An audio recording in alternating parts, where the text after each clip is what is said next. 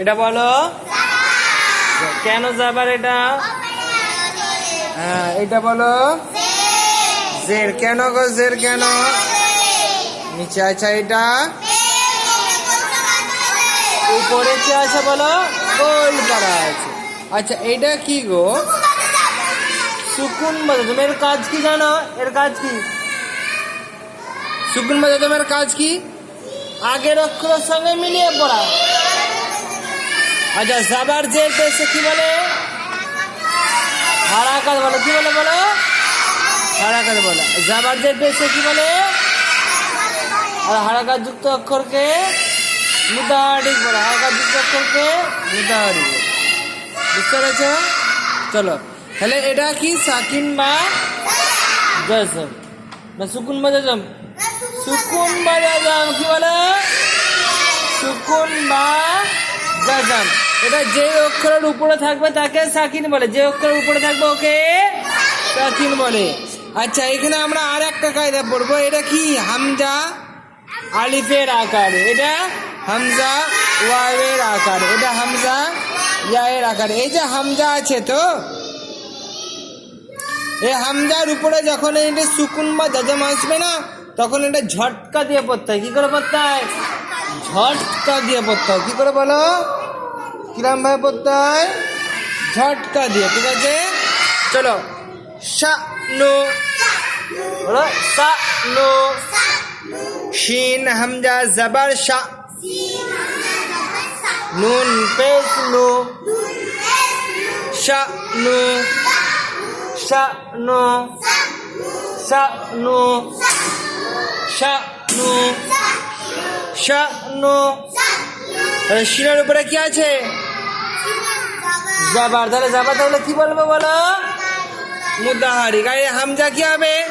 হামজা সাকিন কি হবে? তাহলে একটু ঝটকা দিয়ে বলতে হয়। আর নুন কি হবে? নুন মুতাহারিক। মুতাহারিক কেন হবে বলো? উপরে পেশা বলে কি বলতে হবে? মুতাহারিক। কারণ হারাকাত যুক্ত অক্ষরকে কি বলে? মুতাহারিক বলে। চলো শা নু না তি না তি না তি। নুন হামজা জবর না না তা জের তি না তি না তি না তি। নুন মুতাহারিক হামজা সাকিন ঝটকা হবে। তা মুতাহারিক না তি কা শা কা সা কা সা। কাফ হামজা জবর কা। সিন জবর সা কা সা কা সা কা সা। কাফ মুতাহারিক হামজা সাকিন ঝটকা হবে। সিন মুতাহারিক কা সা কা সা। জনি জদ জনি জনি জনি জনি। জদ হামজা জবর জ। নুন জেরনি জনি জনি। জদ মুতাহারিক হামজা সাকিন ঝটকা হবে। নুন মুতাহারিক জনি। ইয়া বা ইয়া বা ইয়া বা। ইয়া হামজা জবর ইয়া। বা জবর বা। ইয়া বা ইয়া বা।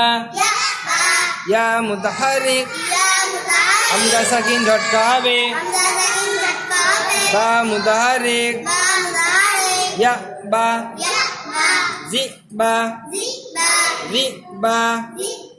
দাল হামজা জের রি। বা জবর বা রি বা রি বা। দাল মুতাহারিক হামজা সাকিন ঝটকা হবে। বা মুতাহারিক জি বা জি বা জি বা